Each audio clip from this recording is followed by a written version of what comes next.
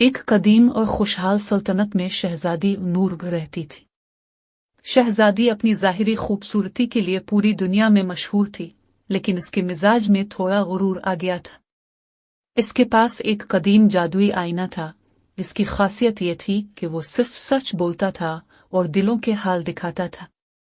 एक सुबह शहजादी नूर ने रेशमी लिबास ज़ेब तन किया, हीरों का ताज सर पर सजाया और आईने के सामने खड़ी होकर फख्र से पूछा, ये सच बोलने वाले आईने, बता, इस पूरी दुनिया में सबसे खूबसूरत कौन है?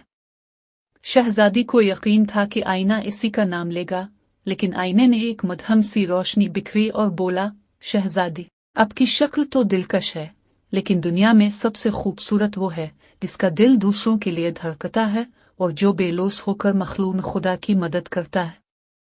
ये सुनकर शहजादी हैरान रह गई। इसे एहसास हुआ कि इसने अपनी जिंदगी सिर्फ आराम और ज़िबाइश में गुजारी है, जबकि महल के बाहर की दुनिया इससे नावाकिफ है। इसी रात शहजादी ने एक बड़ा फैसला किया।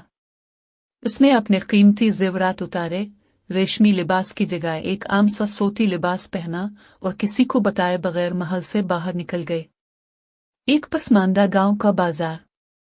शहजादी आम लड़की के रूप में कच्चे रास्तों पर चल रही है। वो देखती है कि एक बच्चा जमीन पर गिरा हुआ है और रो रहा है। शहजादी दौड़कर उसे उठाती है, इसके जख्म साफ करती है और इसे गले लगाती है।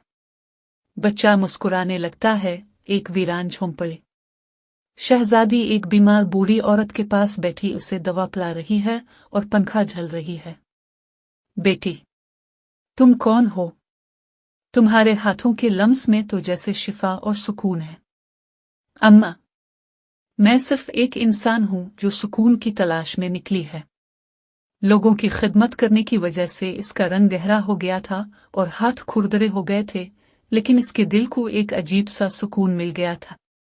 जब वो वापस महल पहुंची तो वो थकावट से चूर थी, मगर उसकी आंखों में एक नई चमक थी। वो दोबारा ऐसी जादुई आईने के सामने जा खड़ी हुई और धीमी आवाज में पूछा, गए आईने, अब बताओ, क्या अब भी कोई मुझसे ज्यादा खूबसूरत है?